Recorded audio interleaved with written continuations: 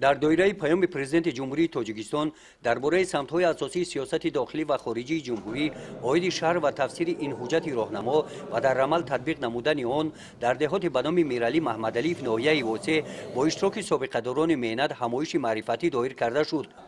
در این همایش قید گردید که دهات به نام میرعلی محمدعلی در ناحیه و ولایت قتلان یکی از کلانترین دهات‌ها به حساب رفته، در آن 1510 نفر سابقه‌داران مهنت عمر به سر برده در ترغیب هدف‌های استراتژی مملکت، تربیت و تندرستی جوانان به قدر ارزش‌های دوران صاحب استقلالی تاجیکستان رسیدن سهم ارزنده گذاشته ایستادند.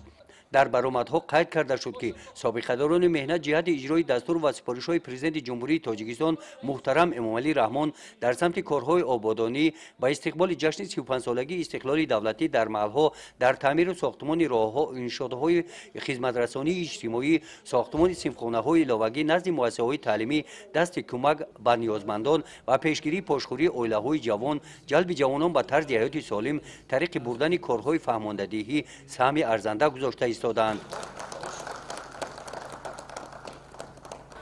مقصد جمع اومدن سابقه‌داران مهنت از آن عبارت است که ما سابقه‌داران مهنت رو قدر کردیم، کمی هم باشد آنها رو هر سال ما آنها رو یادآوری میکنیم، دعوت میکنیم. در جماعت میرعلی محمدعلی 1510 نفر نفقه‌خوار هستند.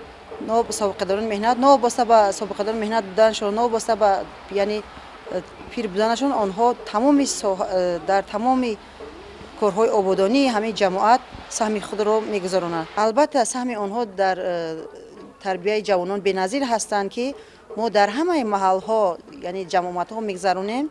در جماعت ها آنها میروند از روی تجربه خودشان، از روی همین کاربری خودشان به جوانان توصیه میدهند.